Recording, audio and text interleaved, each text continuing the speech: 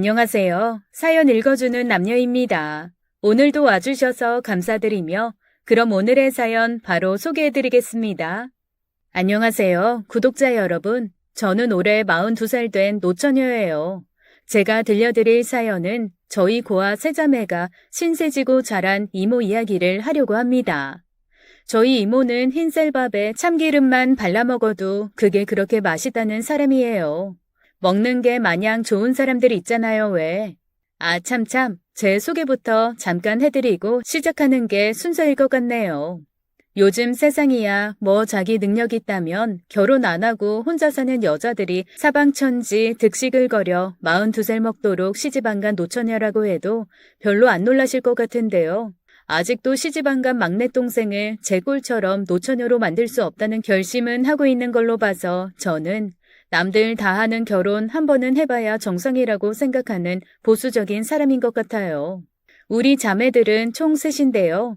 저 20살에 엄마 아버지께서 친목계에서 여름 피서에 계곡에 놀러 가셨다가 사고를 당하셔서 한꺼번에 부모님을 잃었습니다.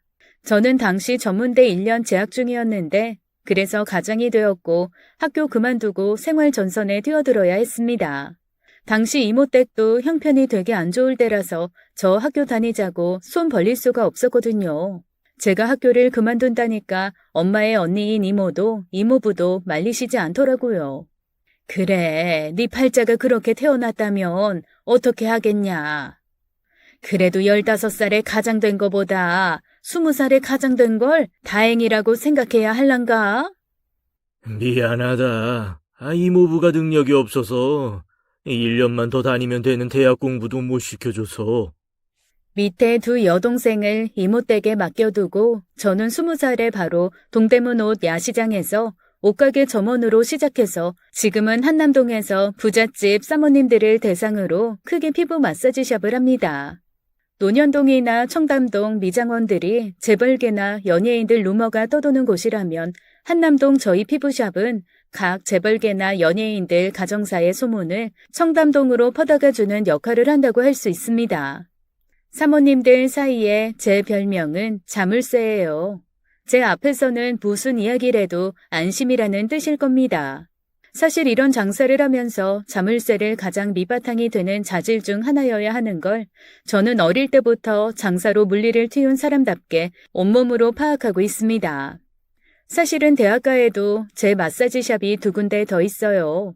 자랑같이 들리시겠지만 알짜배기 노처녀가 접니다. 거의 20년 전 한참 피부 마사지샵이 대중적으로 시선을 끌기 시작했을 때 사업하는 눈은 남보다 빨라서 당장에 피부 마사지를 배우러 다녔고 자격증을 따기 위해 필기시험, 실기시험을 다 합격한 후 무턱대고 제가 사는 산동네 주민분들을 상대해서 아주 저렴한 가격에 피부 마사지를 해드리기 시작했는데요. 야시장에서 옷 판매원으로 3년간 죽어라 번 돈으로 우선 산동네에다가 방 2칸짜리 집을 전세로 얻어 두 동생들을 이모네 집에서 데리고 나왔습니다. 사실 그렇게 데리고 나올 수밖에 없었어요. 하루는 쉬는 날 이모 댁에 갔더니 둘째가 안 보이는 거예요. 초등학교 다니는 막내는 질질 울고 있고요. 은영이는 어디 갔어? 큰언니, 작은언니 어제 집 나갔어. 너무 놀란 저는 기함을 해서 왜? 이야기를 들어보니 이모딸이 자기 생리 묻은 빤스를 제 바로 밑에 동생에게 빨라고 던져주었나 보더라고요. 제 바로 밑에 여동생은 성격이 칼칼하고 아닌 건 죽어도 아니라고 하는 성깔 있는 애거든요. 그걸 빨 리가 없었죠. 언니, 돌아가신 우리 엄마가 나 생리 시작할 때 그러셨어. 속옷은 엄마한테도 빨아달라고 하는 거 아니라고. 세탁기에도 넣지 말고 내 속옷은 직접 내 손으로 빨아서 나 자는 내 방 구석에 아무도 안 보이는데 널었다가 마르면 개어서 장롱에 넣는 거라고. 이렇게 똑소리 나는 소리를 하니 이모딸은 얼굴이 붉어졌다가 펄해졌다를 반복하다가 은영이 뺨에 손찌검을 하더랍니다. 그걸 맞고 가만히 있을 은영이가 아니지만 참더래요. 아무래도 여기는 우리 집이 아닌 이모 집인지라 더는 뭐라고 못하고 그냥 잠바 하나 걸치고 학교 가방 메고 나간 후 아직도 안 들어오고 있다고 하는 겁니다. 결국은 같은 반 친구 집에 가 있는 걸 제가 잡아왔어요. 저는 저를 예뻐해 주시는 사장님께 말해서 3달치 월급을 값을 받고 또 그동안 모아둔 돈 합쳐서 산동네에다가 집을 얻은 겁니다. 그렇게 6개월을 더 사장님 밑에서 성실하게 점원일을 받으리다가 저는 제 장사를 시작했어요. 피부 마사지를요. 사실 밤낮이 바뀐 채로 동대문에서 옷장사 하는 것보다야 몸 편한 거야 이루 말할 수가 없었죠. 게다가 워낙에 손가락에 압이 세서 손님분들이 제 마사지를 받으면 시원해하시며 좋아하시니 장사할 맛도 있었습니다. 제 방은 토요일, 일요일이면 마사지 받으시는 동네 아줌마들이 드러누워 있는 곳이 되는 진풍경이 펼쳐지고는 했어요. 모처럼 미장원에 다녀왔더니 똥머리가 기생된 것 같고 쓰레빠 신었는데 옷은 배우들 입는 레인코트 입은 것 같고 어색해 죽겠다니까. 그런 수다들은 일상이었습니다. 저는 그들의 말상대도 열심히 해주었습니다. 고객 관리란 이런 세심한 것부터 시작해야 하니까요. 미장원에 온 새 미용사는 웬만한가 보죠? 생긴 게 똑 장윤정이 어머나 이러지 마세요. 같이 생겼는데 생긴 것값 하느라고 아주 촌스럽게 볶아놨더라고. 저 옆편네 저거 머리 색깔 좀 봐. 저게 어떻게 블랙이야? 까마귀지. 자기는 뭐 오들이 햇번같이 됐을까봐? 거울이란 걸 좀 보고 말해. 나이도 어린 아가씨가 아줌마들 비위 맞춰줘가며 봉다리 커피 일망정 커피도 서비스해드리고 하니까 동네 아줌마들 사랑방같이 되어갔어요. 마사지 할 돈으로 고깃근 더 끊어서 새끼들 먹이는 게 당연한 인생을 사는 산동네 안악들도 한 번에 15,000원 하는 제 마사지 손님이 되어갔습니다. 15,000원짜리는 당연히 팩은 안 들어가고 크림으로 얼굴을 마사지만 해드렸지만 그걸 또 그렇게 좋아하신 게 허공에다가 헛돈 들인 느낌 안 나게 경락을 세게 해드렸으니까요. 저는 그런 방식으로 가격 다운시킨 사랑방 마사지샵을 이어갔습니다. 그런데 그렇게 모은 돈이 우습지가 않은 게 3년이 지나가니 가게 하나 차릴 돈이 되어 동네 입구 버스 정류장 앞에 작은 가게를 얻어서 정식으로 샵을 운영한 게 오늘날 여기까지 오게 된 거였죠. 저는 지금도 돈 버는 거 하나는 자신 있습니다. 제 이야기는 여기까지 하고요. 요즘 저는 우리 이모 때문에 속을 썩습니다. 아까 위에서 말씀드린 저희 엄마 바로 위 언니인데요. 이모는 요즘 저희 집에 와 계세요. 이모는 그 연세에도 입맛과 양은 20대에 뒤지지 않아 워낙에 드시는 것을 좋아하시는데 하다못해 입안에 박하사탕이라도 물고 있으셔야 인생이 안 허무한 분이십니다. 우리 집에 오시면 제가 입맛에 맞게 음식을 해드리니 당신 사시는 아들 집보다 조카년 집에 오시는 걸 좋아하시는 거겠죠. 은수가 내가 오죽하면 시집도 안 가고 혼자 늙고 있는 조카 집에 와서 신세지면서 살겠다고 하겠니? 나 여기 와서 살게. 내 먹는 쌀이야 설마 호석이가 안 팔아주겠냐? 그러니까 쌀 드는 걱정은 하지 말고. 이모, 요즘 세상에 쌀값이 얼마나 한다고. 쌀값 때문에 그러겠어요? 호석 오빠 체면 생각해서 이러는 거죠. 이모가 여기 와서 사시면 호석 오빠 체면이 뭐가 되나요? 그리고 호석 오빠 속상해하는 거 난 못 볼 것 같아요. 그 냉랭하기가 시베리아 같은 집구석에서 나 하나 없어진다고 뭐 눈 하나 깜짝이나 할 것 같냐? 이모는 단 하나 있는 외며느리와 불협 화음이 굉장하십니다. 보통 열흘에 한 번 정도는 가출을 하셔야 후련하신 이모님인 거죠. 아들 내외와 한 집에서 살거든요. 오빠는 모 대기업 계열사 임원입니다. 회장이 오빠 입사 초기부터 관심을 가지시고 예뻐했나 보더라고요. 그 그룹 회장이 워낙에 보수적인 사람이라 불효하는 사람 내치기로 유명하고 어수선한 집안의 인재는 아무리 인재라고 해도 고용 안 한대요. 여자 문제 일으키는 사람은 절대 승진 안 시키다가 결국 알아서 나가게 하고 자식 문제 있는 사람도 승진 안 시키거든요. 또 이 회장이 장난꾸러기 비슷한 게 악덕한 짓거리로 찍힌 직원은 끝까지 물고장을 내기로 유명하답니다. 이 그룹 회장이요. 아는 사람들만 알고 쉬쉬하는 게 회장 친엄마가 시골 깡무지렁이 조강지처고 회장 아버지가 1930년대 경성 모던보이였는데 경성에 애첩이 따로 있었다네요. 성악하는 여자였대요.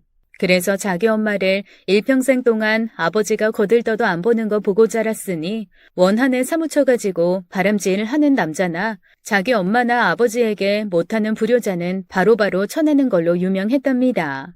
사촌 오빠는 원래 비혼주의였어요. 요즘은 결혼 안 한 3, 40대가 많고 결혼을 안 하고 혼자 사는 사람들을 비혼이라고 하잖아요. 멀쩡한 놈이 40 넘어서까지 장가를 안 가고 있으니 안 그래도 우리 오빠를 예쁘게 보고 있던 그 그룹 회장이 자기 주치의 딸이랑 중매를 시킨 거예요. 그래서 오빠는 42살 노총각 때 장가를 간 겁니다. 오빠가 늦게 장가를 가서인지 원래 비혼주의자였어서 그런 건지 아이는 안 가지더라고요.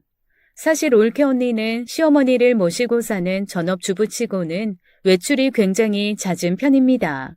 무슨 나가서 돈을 1원 한 푼 벌어들이는 것도 아니면서 뭐가 그렇게 사무가 바빠서 허구한 날 나갔는지 모르겠더라. 뭐 나 꼴 보기 싫어서 나가는 거겠지만. 올케가 밖에 봉사활동하는 게 많은가 보더라고요. 아마도 그 그룹 회장님 사모님이 하시는 여러 가지 대내외적 사회활동을 서포트하는 것 같기도 하고요.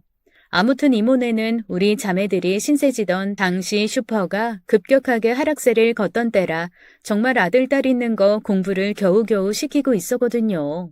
사실 1990년대 중반까지도 동네 슈퍼가 장사가 됐는데 2000년대 전후로 한참 이마트니 그런 대형마트들이 생기면서 동네 골목 상권이 무너질 때였잖아요. 구독자님들 기억하시나요?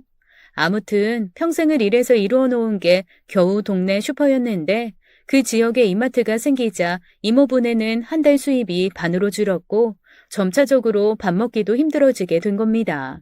설상가상으로 이모부가 폐암에 걸려서 그나마 20여 년 슈퍼로 벌어놓은 얼마간의 돈도 다 들어먹고 이모부는 돌아가시고 오빠가 군대 제대하자마자 바로 아르바이트도 하면서 언니랑 이모의 생계를 책임진 거예요.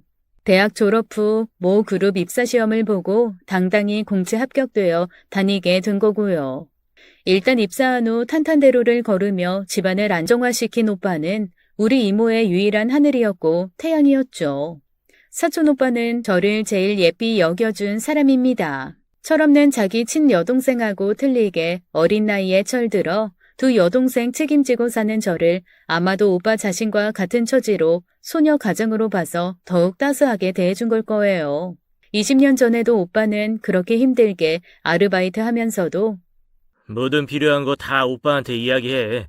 오빠가 큰 돈은 바로바로 못 빌려줘도 할 수 있는 선에서는 해줄 테니까. 안 그래도 그러고 있잖우. 내 연금 우리 오빠.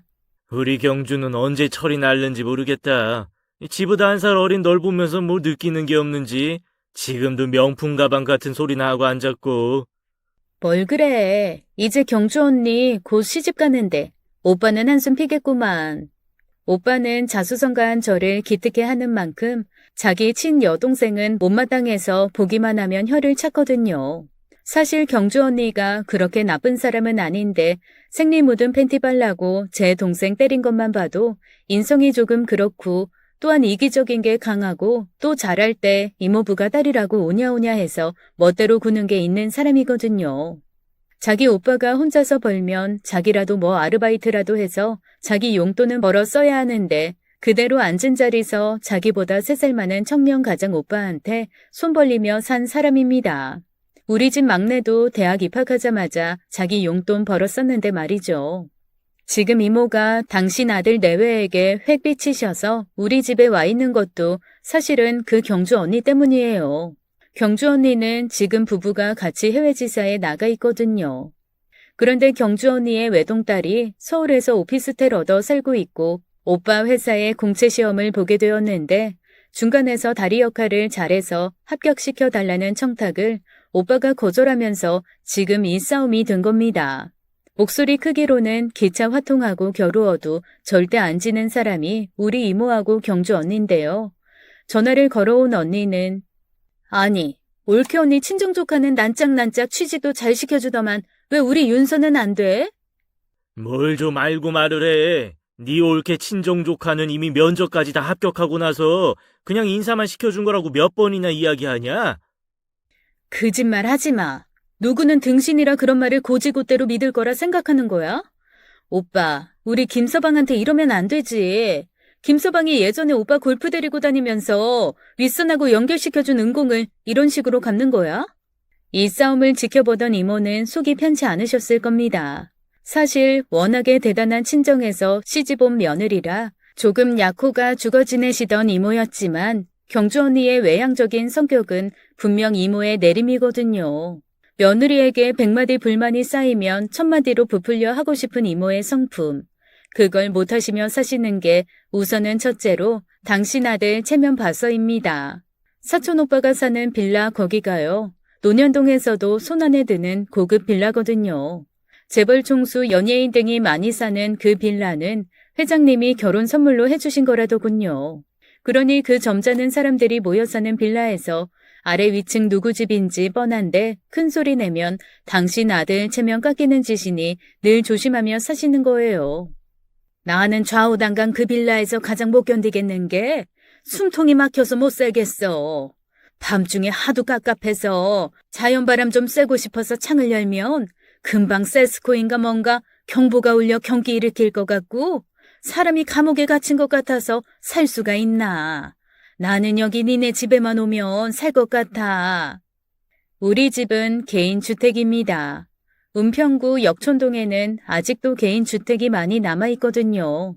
저는 태생이 촌스러운지라 아파트나 빌라에서는 죽어도 못 살 것 같아요. 호석 오빠의 아내는 제가 봐도 좀 심하다 싶게 결벽증이 있는데요. 결벽증보다 더 심한 문제는 우리 이모댁 사람들하고 올케에 너무 다른 기질 차이에서 오는 간극이 사이를 나빠지게 하는 겁니다. 우선 이 올케는 목소리가 너무 작아요. 올케 친정 부모님 모두가 의대 교수신데 친정 아버지는 가족 중에 누구라도 집안에서 목소리가 한 톤이라도 높아지면 혼을 내셨다고 하네요. 집안에서 내는 목소리가 창 넘어. 문 밖으로 넘어가게 하는 것만큼 천박한 것 없다. 목소리 크게 내지 마라. 아무리 그래도 사람이 어떻게 늘 모기만한 목소리로 말하는지 모르겠습니다. 올케가 우리 집안 사람들 중 그래도 제게는 마음을 여는데요. 아가씨, 저는 시집 와서 제일 고통스러웠던 게 뭔지 아세요? 고모랑 어머님 목소리였어요. 두 분 다 고래고래 소리 지르지 않으면 대화가 안 되는지 나중에는 노이로제까지 걸리더라고요. 올케가 우리 이모에게 처음으로 온갖 정남이가 다 떨어진 사건은 바로 올케가 키우는 카나리아와 앵무새 때문이거든요. 앞에서 잠깐 말씀드렸다시피 이모는 먹성이 좋습니다. 게다가 못 먹는 음식이 없는데 당신 아들 집 베란다와 거실에서 떡하니 상전처럼 생활하는 카나리아와 앵무새가 얄미우시기도 하셨겠죠.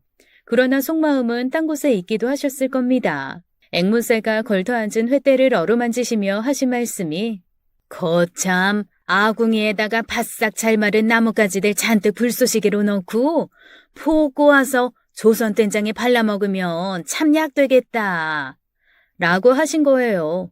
그뿐이게요.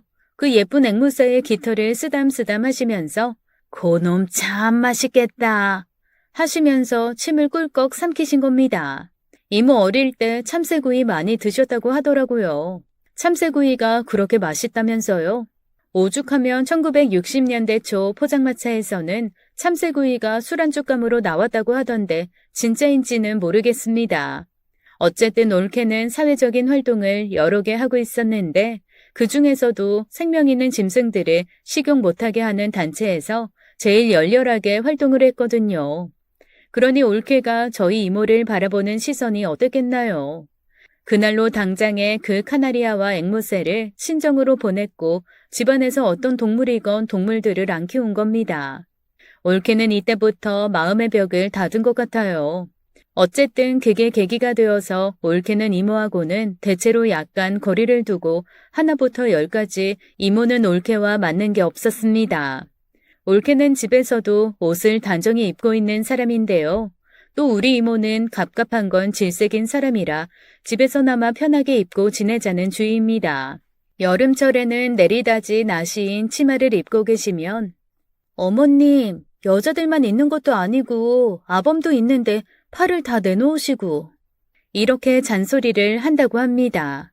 완전히 고부가 거꾸로 된 집이죠. 예, 이게 어때서? 내가 참 기가 막혀서 말이 안 나오네. 내가 핫팬츠를 입었냐, 넌닝구를 입었냐? 다른지 가봐라. 이런 옷은 다 입고 살아. 내가 이 나이에 며느리 시집살이를 이렇게도 호되게 할 줄 정말 몰랐다. 이모가 좀 자유롭게 홀짝홀짝 벗고 사는 게 있긴 해도 며느리 입에서 어른인 당신에게 옷 제대로 입으라고 소리를 들으면 욕심나지요. 그래서 제 이모도 한손가락 하시는지라 그렇게 옥죄는 며느리 꼴보기 싫어서 약을 올리려고 어떤 날은 넌닝구 비슷하게 생긴 나시를 입고 집안을 활보하니 한두 번 보고 마는 사람들 눈에 보기에 목소리 톤도 낮고 옷도 야한 점이라고는 단 1도 없는 얌전하기가 조선시대 양반 교수로 보이는 올케의 편을 들 수밖에요. 그런 올케는 우리 이모를 똑바로 안 보고 눈만 아래로 내리깔고 인상을 째푸리고 일상을 지냅니다. 사실 그런 표정으로 사람을 상대하면 되게 불편하게 만드는 거죠. 은수가, 내가 오죽하면 시집도 안 가고 혼자 늙고 있는 조카 집에 와서 신세지면서 살겠다고 하겠니? 라고 말씀을 하기 시작할 때는 이미 우리 집에 온 지 이틀이나 지나서였어요. 저는 장사로 20년 뼈가 굳은 사람이었기 때문에 사람을 대하는 건 잘합니다. 아니, 사실 제 자랑 같지만 타고나길 인복이 있어요. 인복이란 게 도와주는 사람이 주위에 바글바글한 사람들만 해당되는 게 아니라 저 태어나 이날까지 저 싫다는 사람 못 봤거든요. 이게 인복이지 다른 게 인복인가요? 누구나를 즐겁게 해주는 사람 있잖아요. 말도 왁왁스럽게 하는데 무슨 말을 해도 밉지 않은 사람이요. 이모는 한 달에 2-3번은 수시로 집을 가출해서 저희 집에 와 계시면서 허구한 날 뻔한 스토리를 되풀이하십니다. 이번에 나온 이유는 일주일에 5번 오시는 도우미 선생님에게 싫은 소리를 하셔서 도우미 선생님이 일을 그만두겠다고 하셨고 올케가 이모에게 뭐라고 했나 보더라고요.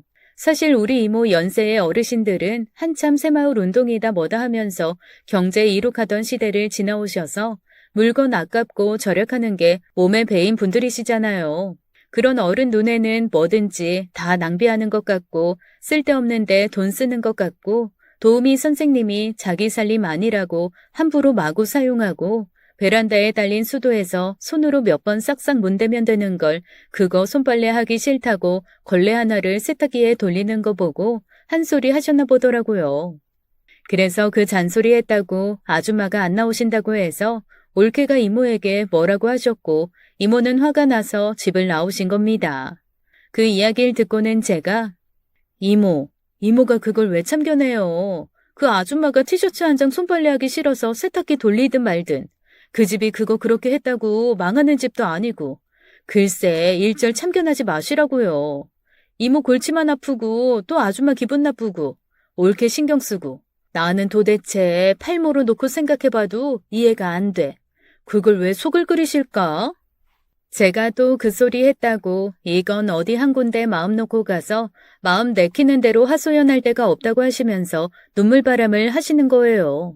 딸 부부는 지금 해외 지사에 나가 있고 외손녀만 오피스텔 얻어 한국에 있고 제일 만만한 게 시집 안 가고 혼자 사는 큰 조카년인데 인연도 이제 내가 귀찮아서 저런 소리를 한다고 지금 딱 눈 감고 네 이모부가 계신 곳으로 갔으면 좋겠다고 하시는 것도 늘 같은 레파토리죠. 내가 그 집 구석에서 나오고 싶은 마음이 굴뚝 같은지 오래야. 지년 생각해서 살아주는 줄 아니? 아들 체면 생각해서 살아주는 거지. 이렇게 한 세상 사는 게 참 치사하고 서럽다. 그거 밥상에 수저 하나 더 올려주면서 어머니 모시고 산다고 집 회사 회장 댁에 가서 알랑방구 낄 거 아니야. 아유 이모, 올케 놓고 그런 말하면 다들 이모 얼굴 쳐다보지 올케 얼굴 안 봐요. 요즘 세상에 올케만한 효부가 어디 있어요? 이거사, 넌 제대로 알지도 못하면서 무조건 오빠 댁 편이냐? 알지도 못하면 가만히 있어. 세상에 이러려면 뭐하러 아들 낳고 아들 바라보며 살 거야? 지 마누라 말만 듣는 놈. 내가 지를 안 낳아줬으면 지가 이사나 될 수 있었게? 이사는 걔 콧구멍이 이사야. 지가 이사 하래비래도 내 새끼 그 이상도 이하도 아냐. 이모가 늘 주장하시는 말씀은 그랬습니다. 올케가 모두 있는 앞에서는 눈을 내리깔고 다만 시애미를 못마땅해하는 태도 정도까지만 보이지만 둘만 있으면 그 냉랭하기가 시베리아 냉장고 같고 사람을 함부로 깔보고 무시한다고 주장하는 겁니다. 그거야 맨날 반복하는 레파토리였어요. 이모는 제게는 핏줄이고 이제는 극노인으로 접어드시는 연세세요. 엄마 없는 저는 이모 비위 맞춰드리려고 좋아하시는 연포탕을 저녁상 메뉴로 올려놓았죠. 제발이지 웬만한 건 참고 넘기셔야 스트레스 안 받으시고 스트레스가 없어야 오래 사신다고 이모를 달랬습니다. 사실 입맛 따실 걸 노상 신경 써서 해드려야 하는 이모가 오래 계셔봐야 저는 피곤하니까 빨리 댁으로 가시는 게 좋거든요. 요년아, 너도 이모가 귀찮아서 그러지? 여기 가나 저기 가나 찬밥 신세인 내 팔자만 서럽지 뭐. 요년아, 너 어느 날 자고 일어나 이모한테 안부 전화했는데 니네 이모가 전화 안 받으면 고려장 당한 줄 알고 있으면 돼. 이모, 지난번에는 올케가 역병 걸린 사람 내치듯 달구지에 실어다가 저기 공동묘지에 내다 버릴 거라고 하더니 갑자기 웬 고려장? 이모, 걱정 마. 제가 끝내주는 요양원 알아뒀으니까 언제든 말씀만 해. 요양원에 보내드릴게.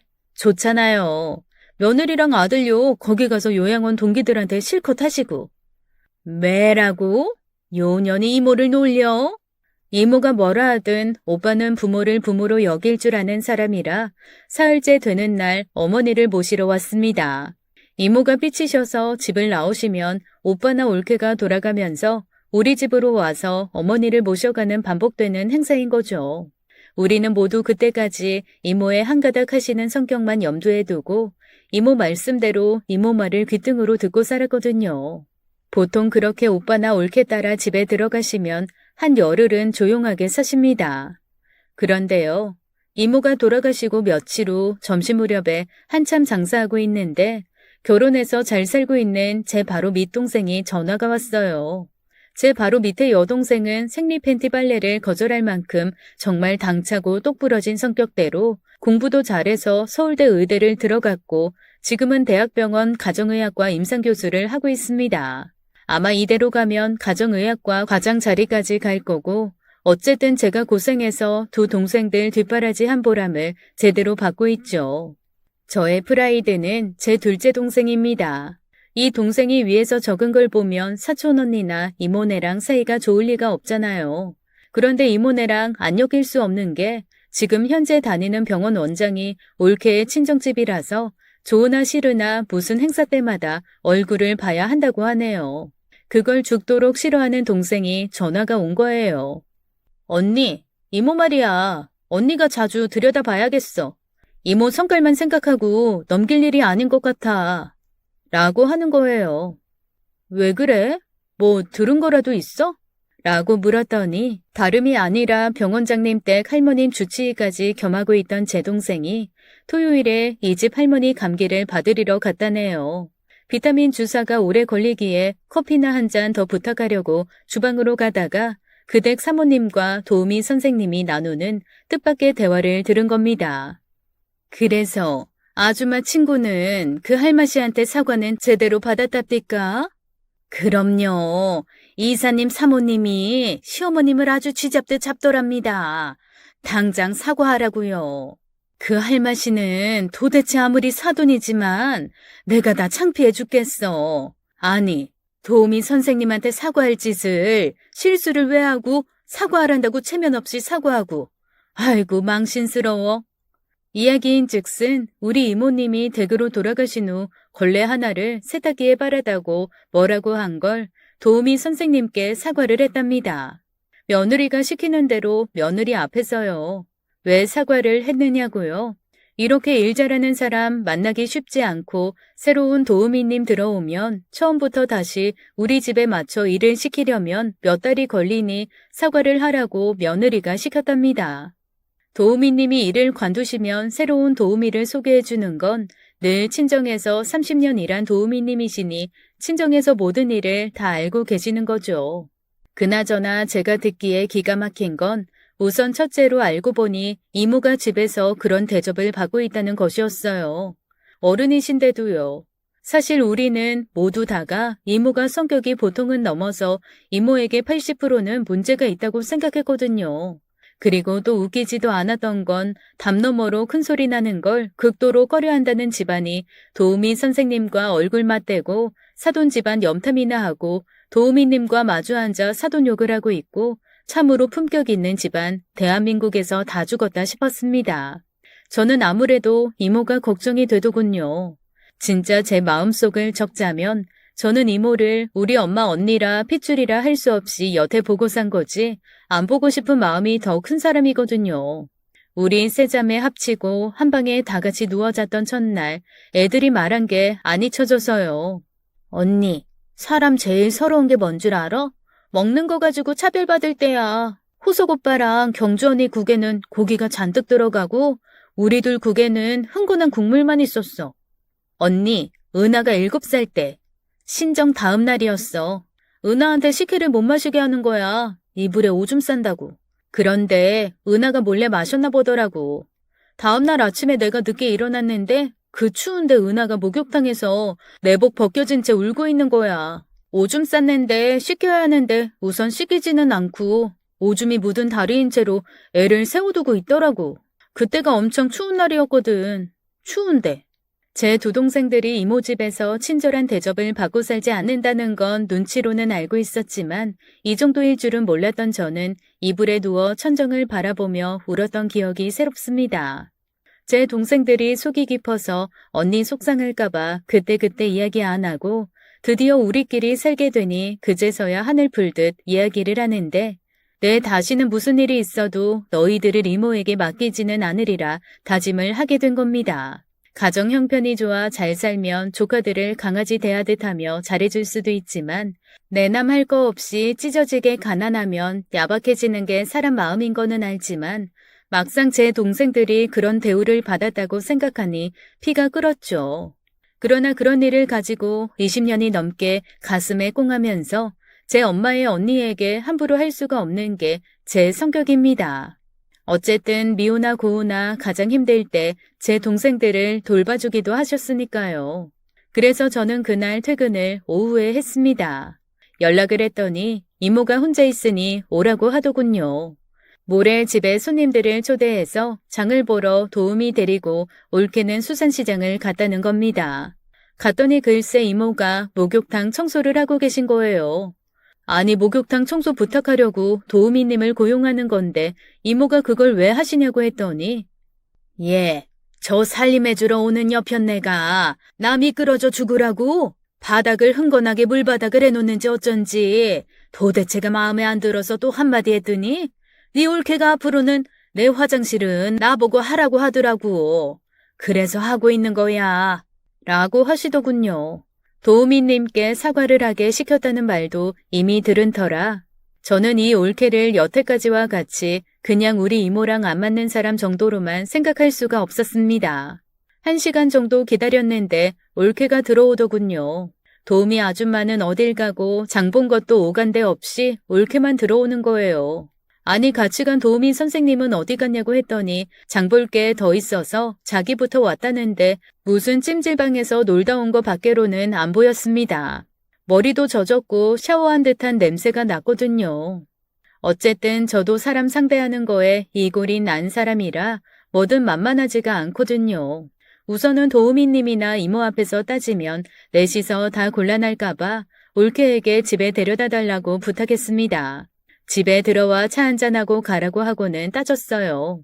올케, 도우미님은 목욕탕 청소 도와달라고 수고비 드리면서 부르는 거 아닌가요?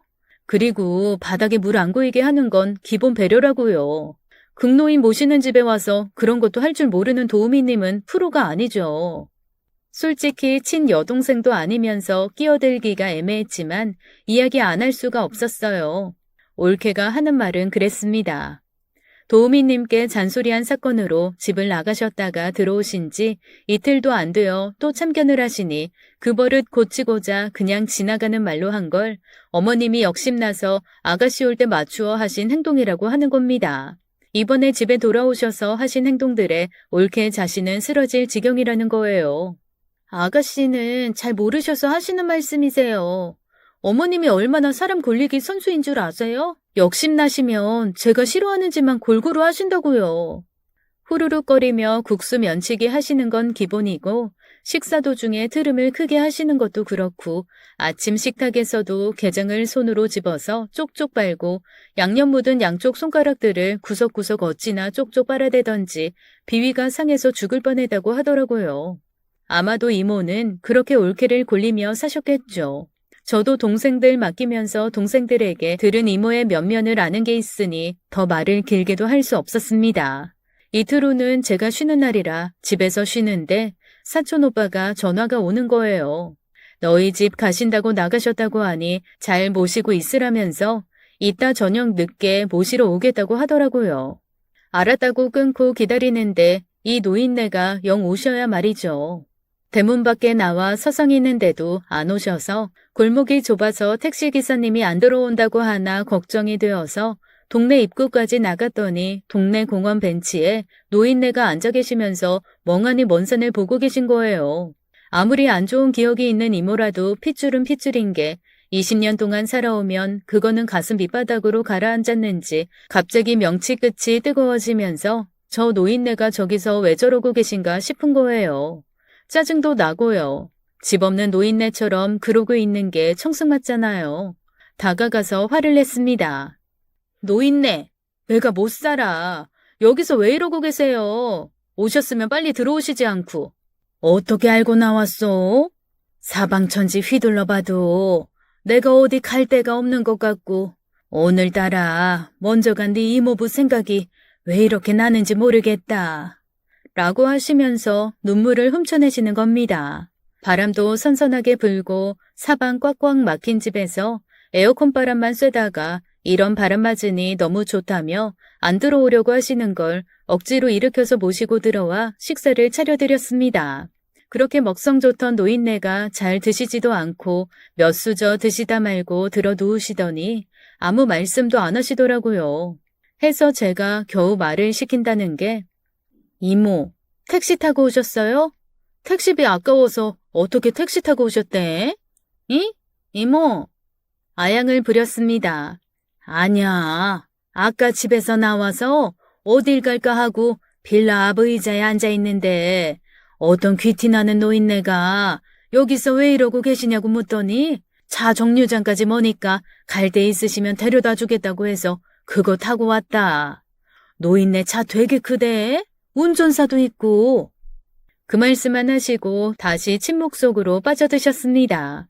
말씀하시기 좋아하시고 입에 뭐 넣는 거 좋아하시는 양반이 무슨 일이 있긴 분명히 있는가 보다 싶고 저는 아무튼지간에 올케가 괘씸할 수밖에 없었어요. 올케와의 다툼 아니고는 이모를 이렇게 우울하게 만들 일은 없으니까요. 그날 저녁 9시가 넘어서야 오빠 부부가 이모를 모시러 왔는데 이모가 안 가시겠다고 우기시는 겁니다. 오늘부터 여기서 있겠다고 하시면서 오빠를 향해 하시는 말씀이 은숙이한테 당신 한 달 생활비 100만 원씩만 송금해주면 은숙이도 싫다고 안 할 테니 여기서 살겠다고 하시니까 오빠가 화가 안 나나요. 그냥 살겠다고도 아니고 그 말씀 끝에 갑자기 너무나 서럽게 우시는 거예요. 어머니, 제발 좀 이러지 마세요. 도대체 이 사람이 뭐가 그렇게 못마땅하셔서 매사에 이렇게 역심을 내시는 거예요. 아이, 울긴 왜 우세요? 누가 뭐랬다고? 아까도 잘 계시다가 느닷없이 여기 가신다고 나가셨다면서요. 그때서야 이모님은 바락바락 소리를 지르시더군요. 손님 온다고 나보고 방에서 나오지 말란다. 밥 소리내서 먹는 거 보여주기 창피하다고 없는 사람같이 있으라더라. 저는 기가 막히고 살이 다 떨렸습니다. 이모, 다시 한번 말씀해보세요. 뭐라고요? 요강도 안 넣어주고 내가 오줌이 매려워서 방에 갇혀있다가 그대로 바닥에다가 넣었어. 바닥에다가 오줌까지 넣었는데 내가 뭐가 무서워서 방에서도 못 나오겠냐. 그래서 여기 조카 집에 간다고 휙 나와버린 거야. 이모의 말씀에 의하면 그동안의 이모는 손님들이 오실 때마다 방에서 못 나오셨다고 합니다. 오빠 회사 손님들이 오시면 모시고 식사를 했고 올케 손님들이 오시면 아예 방 밖에를 못 나오게 한 거예요. 당연히 오빠 회사 손님들에게는 효자효부로 보여야겠죠. 회장님 기질이 그러하고 회장님 개인적으로나 회사 차원에서도 올케네 친정병원에 대주주거든요. 아무튼 손님이 오시면 1시간이건 3시간이건 5시간이건 상관없었대요. 요강 하나와 물하고 식사만 도우미님을 통해서 슬쩍 넣어줬을 뿐 절대 방문 밖에 못 나오게 했답니다. 말하는 것도 쌍스럽고 목소리도 기차와통 같아서 좋은 말도 화내는 것처럼 들리고 옷도 제대로 안 챙겨 입는 노인네, 식사 매너도 엉망인 노인네가 창피하다고요. 어머님 말씀이 진짜냐고 큰 소리로 올케에게 따져 묻는 오빠와 당신 가족들은 목소리 작게 하고는 이야기가 안 되는 사람들이냐면서 지긋지긋한 사람들이라며 처음으로 소리 지르는 올케와 그 싸우는 모습을 지켜보시며 우시는 이모님. 정말 난리판이 따로 없었습니다. 올케는 어머님을 방에 있으시게 하는 거 특별히 나쁜 거 아니라는 소리까지 하더군요. 다른 집들도 아내 손님 오면 남편이 밖에 나가주거나 방에서 안 나오고 남편 손님 오면 아내가 조심해주고 그러지 않냐고 이상한 논리를 펴면서 방어하는데 어쩌면은 그동안에 품위 있는 척하면서 사람을 이런 식으로 먹이고 살아왔을 올케 때문에 이모도 마음고생 꽤나 했을 거란 짐작이 들더군요. 어쨌거나 그날도 안 들어가겠다고 우기시다가 오빠가 애걸하다시피 하니까 자리를 털고 따라가시더라고요. 이번에는 열흘 정도까지는 찍소리 없이 잘 지내시던 이모가 아니나 다를까 집에 들어가신 지 8회째에 전화가 오셨어요. 아유 이모 왜요 또? 그렇지 세보니까 들어가신 지 딱 8회네. 또 집 나오실라고? 라고 짜증을 부렸더니 전혀 뜻밖의 말씀을 하시는 겁니다. 은수가 너 혹시 어디서 그거에 용하다는 약 좀 구할 수 없냐? 비아랄라 뭐라는 파란 알약 말고 진짜 백이 음식으로다가 말이야. 얼랄라? 이게 시방 뭔 소리여? 이모 그 사이 애인 생기셨어? 왜? 애인이 그 비아랄라가 필요하대? 요년이 미쳤는 개비? 이모한테 못하는 소리가 없어. 이모가 목소리를 한껏 낮추시면서 제게 하신 이야기는 그랬습니다. 100세 시대라 언제 죽을지도 모르는데 언제까지 지긋지긋 살아야 할지도 모르겠다고요. 도대체가 이렇게 안 맞아 너무 안 맞는 며느리랑 언제까지 살아야 하나 깝깝해서 조카년도 안 받아줄 것 같지. 또 아들 두고 조카년한테 가서 살다가 그 소문이 회장귀에 들어가면 그래도 그것도 아들이라고 아들 앞날에 안 좋은 일이 생길까봐 무서워서 그것도 못하겠다고요. 차라리 전원주택을 하나 지어달래서 공기나 채마밭에 핑계대고 따로 나가 살면 핑계거리가 좋을 것 같아서 혹시 이사수가 있나 싶어 점쟁이를 찾아갔더랍니다. 자리에 앉기도 전에 작두를 타기로 유명하다는 이 부당이 그러더랍니다. 거 어딜 앉아? 지금 아줌마 여기 앉을 새 없어. 얼른 가서 며느리 공방살부터 잠재워. 그거 잠재우지 않으면 그 집이 두 쪽 나게 생겼어. 그리고는 말없기로 유명한 이 무당은 더 이상 입을 안 떼려고 하더래요. 그래서 엎드려 빌다시피 물었더니 그 집의 불화의 모든 이유는 안방 온도가 영하 20도라서 벌어지는 일이라고 하더래요. 아줌마는 아줌마가 며느리랑 씨름하느라 자손 문제는 전혀 신경을 안 쓰는구만. 아니, 남녀가 만나 결혼했으면 자손이 생기는 게 당연한 이치인데 자손 안 생기는 게 아줌마는 그렇게 하나도 안 이상해? 손자 안 보고 싶어? 아, 그래서 안방이 영하 20도면 당신 아들이 시원치 않다는 해석분이 더 되냐면서 이제야 모든 게 이해가 된다고 한탄을 하시는 거예요. 사실 여자로야 남편이 밤에 이불 안에서 따스하게 안아주고 베갯머리 송사로 다독여주면 그 아무리 고된 시집살이도 견디게 되는 게 여성들 인생 아니었냐는 겁니다. 밤에 불화하니 여자로는 만사가 짜증이 나고 그렇게 이마를 짝 째푸리고 시애미를 대하는 거 아니겠냐면서 아무래도 좋은 약을 해먹여야겠다는 거예요. 제가 소문의 근원지 더군다나 한다 하는 재벌들 사모님들이 들락이는 피부 매장을 운영하니 듣는 고차원 정보도 많으리라는 생각에 전화를 하신 거죠. 듣다 보니 맞는 말씀이다 싶었습니다. 저는 정보를 얻으려고 귀만 기울이면 그런 류의 정보는 얼마든지 얻을 수 있습니다. 아니요, 오는 젊은 청년들에게만 들어도 충분하죠. 우리 샵은 그런 정보를 제공해주는 약간 야한 직업을 가진 힘 좋은 청년들이 많이 오거든요. 사실 말씀드리기 그렇지만 저희 매장은 비밀 VIP 룸이 따로 있어요. 제가 앞에서 제 별명이 자물쇠라고 말씀드렸죠. 제가 입이 무거움에서 오는 별명도 되지만 또 다른 해석도 가능하거든요. 저희 샵은 부잣집 사모님들의 비밀 밀회 장소로도 유명합니다. 그러니까 젊은 애인이 필요한 사모님들이 애인과 같이 와서 마사지를 받으시는데 VIP 룸에서 마사지를 받으시죠. 젊은 애인과 수다 떨고 또 각자 핸드폰도 하고 커피 마시면서 피부 마사지를 받으시는 거예요. VIP실이 3개인데 매일 예약이 찹니다. 이 VIP실 운영이 제가 다른 대학가에도 샵을 내게 된 원동력이 된 거예요. 한 건설그룹 임원의 아내가 2년 넘게 사귀고 있는 애인이 있는데 그 남성을 평소에 저는 K라고 부르거든요. 우리 샵에도 2년 가까이 와서 저랑도 친하게 농담도 편하게 하는 25살 K에게 묻기로 했습니다. 저를 많이 따르는 이 녀석이 대번에 약이 필요한 사람이 누나하고 친한 사람이야? 응, 친척. 그럼 내 거 나눠줄게.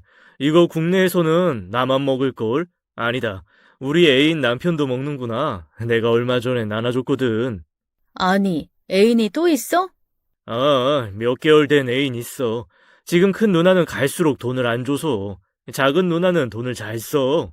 그렇게 해서 받은 약은 저도 태어나서 처음 본 모양인데 1살 이전의 어린 양으로 만든 스테이크를 햇살에 바짝 말려서 조각내서 과자처럼 먹는 거였어요. 사탕 넣는 유리병에 들어가 있는데 신기하더군요. 중동에 사는 친구가 부쳐주었다고 하더라고요. 중동 사람들이 양고기를 먹잖아요. 이 사람들 중에 전립선 앓는 사람 없고 양고기가 몸을 뜨겁게 해준답니다. 효과는 뛰어나다고 하더라고요. 국내에서는 자기 말고는 아무도 모르는 정보고 귀한 약이라고 하도 생색을 내서 저는 그걸 받은 다음 날 오후에 바로 이모댁으로 갔습니다. 올케는 역시나 바쁜지 없고 도우미님과 이모만 있더군요. 제가 가진 생색을 내면서 약을 보여드렸더니 이모가 대뜸 아이고 참 남들 안 먹는 걸로 구해오랬더니 너도 나도 먹는 걸 들고 와서는 생색은 되게 내네. 이거 네 오빠도 얼마 전부터 먹는 거야 이거사. 네 올케가 구해온 영양식이라면서 밥 먹고 나서 한 개씩 꺼내 먹는 거야. 라고 하는 거예요. 저는 순간 뭔가 안 좋은 예감이 확 들어서 그 약을 보여달라고 했습니다.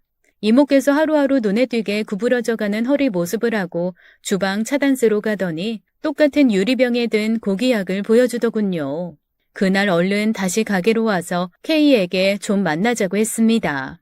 K와 단둘이 마주 앉은 VIP룸에서 저는 올케의 사진을 보여주며 애인이 이 여자가 맞냐고 물었습니다. 누나 도대체 어떻게 한 거야? 아니, 누나 친척이야? 라고 답하더군요. 이제야 굿을 꽤 맞추듯 맞추어지는 거예요. 올케가 허구한 날 나가는 거며 얼마 전에는 샤워한 듯 젖은 몸으로 들어왔던 거며 수산시장 간다면서 나가서는 도우미와 따로 들어온 일이며 말이죠. 인간이란 정말 사람의 탈을 뒤집어 쓴 짐승 맞습니다. 어쩌면 그리도 요조 숙녀인 척 위선 떨 거는 다 떨면서 만사에 천박하다고 제 이모를 못마땅해 하는 티를 팍팍 내면서 이렇게 더러운 짓거리를 하고 다니는지를 생각하니 치가 떨리더군요. 그뿐인가요? 이렇게 뒷구멍으로 더럽게 놀면서 시어머니인 제 이모에게 어떻게 했는지를 생각하니 저는 이것은 도저히 그냥 두어서는 안 되겠다는 결심을 했습니다. 제가 처음 달동네 사랑방 마사지샵을 시작할 때 사업자금을 500만 원, 1000만 원부터 시작해서 물심양면으로 도와준 사촌오빠 얼굴이 눈앞에 아른거리더군요. 오빠와 저는 위에서 잠깐 밝혔듯이 서로를 신뢰하고 또 형제 이상으로 친구처럼 대화하며 지내는 사이였으니까요. 저녁 사달라고 미리 연락하고 오빠 회사로 찾아갔습니다. 오빠한테 올케는 어떤 의미야? 회장님이 아니라면 벌써 헤어졌어. 그냥 사는 거야. 애초에 안 맞는다는 건 신혼여행 가서 알았다고 합니다. 자세한 이야기는 제가 여동생이라 하지 않는데 딱 한마디 하길 육식동물 같은 아내가 불편했다네요. 집에 돌아와 밤새 여러 가지로 고민을 했습니다. 이걸 어떤 방식으로 풀어나가야 하느냐를요. 우선은 최대한 오빠가 상처를 안 받는 선에서 해결되길 바랐으니까요. 그러나 언니가 바람질을 하는 걸 모르게 지나갈 수는 없는 거잖아요. 저는 다시 역으로 제 샵을 이용하기로 결론을 냈고 오래 끌 것도 없이 바로 다음날 마사지가 한참 이루어지는 샵 중앙 테이블 걸상에 앉아있는 그대로 썰을 풀었습니다. 이 양고기가 거기에 그렇게 좋은데 우리나라에서 딱 2명의 남자만 먹는다는구만요. 그날 그 시간에 제 입을 통해 나간 사실은 청담동 헤어샵들까지 건너갔고 한다 하는 사모님들의 안방에서는 양고기가 거기에 좋다더라라는 아주 신선한 정보와 더불어 모 그룹의 이사 아내 이야기까지 나온 겁니다. 그 집 안방 온도는 영하 20도라서 아내가 젊은 애인이 있다더라라고요. 회장님의 귀에 들어가기까지는 오랜 시간 걸리지 않았을 겁니다. 회장님은 우선 1차적인 조치로 주치의를 바꾸었고 올케 친정의 병원에 대한 투자를 모두 거두어드렸습니다. 그리고 일단은 남의 가정사니까 1차적인 경고가 된 셈이니 그리고 당신 자신이 이어준 가정이니 한숨 고를 필요가 있으셨을 거예요. 올케는 회장님이 주치의를 바꾸어도 투자를 거두어드려도 올케 자신의 바람질이 원인이 되었다는 생각은 안 들었겠죠. 그래서 여전히 제 이모께 함부로 한 겁니다. 제가 양고기 사건을 확대해 놓고 난 얼마 후 이모님이 또 우리 집으로 오셨어요. 세상에나 그런 악독한 것은 보다 처음이야. 이건 아주 나보고 나가라는 거나 마찬가지 아니냐? 나 보는 데서 내 눈앞에서 집 방문을 잠그고 외출하는 꼴까지 내가 봐야겠냐고. 라고 하시면서 오시는데 저는 눈이 뒤집혔습니다. 이모를 차에 태우고 오빠네 집으로 쫓아가서 언니에게 해댔어요. 이제는 예의 차리고 싶은 마음도 없었고요. 언니, 이모가 언니 건 가져갈까봐 방문 잠그는 거예요? 뭐예요? 언니가 얼마나 있는 집에서 시집 왔는지 모르지만 우리 그런 사람들 아니에요. 사람이 왜 그렇게 나빠요? 그럴 거 왜 한 집에 모시고 살아요? 회장님 눈 무서워서 그래요? 아이고, 나 같으면 그렇게 해서 하는 승진 안 하고 말겠네. 그렇게 언니와 서로 큰 소리를 내고 이모는 우시고 그런 난리판 속에 오빠가 웬 귀티나는 노인네와 같이 들어오는 거예요. 알고 보니 그룹사 회장님이시더라고요. 회장님이 먼저 오빠를 불러서 당신이 들은 소문을 꺼내시면서 의향을 물으셨다네요. 그리고 자네 집 좀 한번 암행어사 출두하는 것처럼 가보자고 하신 겁니다. 회장님은 모든 상황 파악을 한눈에 끝내신 것도 모자라 우시는 우리 이모를 보더니 누구인지 바로 알아보신 거예요. 얼마 전 여기 지인 집에 놀러왔다가 가는 길 빌라 앞 의자에 앉아 철약 맞은 소리로 어디 갈 데가 없다고 하던 그 불쌍해 배던 노파, 시골 무지렁이이던 당신 자신의 엄마의 모습과 너무 닮은 노파를 알아본 겁니다. 당신 자신의 차에 태워서 갈 곳이 조카 딸 집이라고 해서 데려다준 그 노파인 것을요. 회장님은 다음날 회사에서 제 사촌 오빠에게 이혼을 권하셨고 최고의 변호인을 붙여주어 위제로 일도 안 주고 올케를 내치셨습니다. 거의 차관급 대우를 받던 월급 원장 자리, 가장 큰 투자자가 투자를 다시 주는 조건으로 지금 원장 연임 불가하고 퇴출시키면 다시 투자하겠다고 조건을 거셨고 올케 친정아버지는 원장 자리에서 쫓겨나신 겁니다. 그런데 워낙에 그동안 모아둔 돈이 있는 올케의 친정은 물론 대학병원 원장에서 쫓겨난 것은 충격이지만 먹고 살려면 다른 병원 차리면 된다고 안일하게 생각했나 봐요. 3층짜리 건물을 사서 리모델링을 전체적으로 한 후 원장 전공인 수학이 내과와 가정의학과를 주종목으로 하는 개인 병원을 열었는데 우리 회장님은 한번 찍히면 아작을 내시는 분이거든요. 회장님이 그 바로 옆에 8층짜리 건물을 사서 리모델링을 싹 한 후 수학이 내과를 주종목으로 하는 병원을 세우신 겁니다. 계열사의 병원은 없으니 이번 참에 병원도 세우신 거죠. 올케는 친정에서 천덕꾸러기로 산다네요. 친정 망해먹은 것이라고요. 큰 소리가 담을 넘으면 천박하다던 그 집안은 밤낮으로 고성이 들려서 이웃 주민들이 민원을 넣는다고 합니다. 고성 방가로요. 참 한심하고 위선적인 집안임이 틀림없습니다. 오빠는 건설 쪽 사장으로 취임했고 자유로운 솔로 생활을 만끽하고 있어요. 원래부터 비혼주의자였으니 자유로움이 즐겁겠죠. 이모는 요즘에 아주 신이 나셨습니다. 예전처럼 살림채 쥐고 당신이 여왕 노릇하시며 사시니까요. 제 긴 사연 들어주셔서 감사합니다. 지금까지 사연 읽어주는 남녀였습니다. 끝까지 함께해 주신 여러분 감사드리며 저희는 다음 사연으로 돌아올게요. 감사합니다.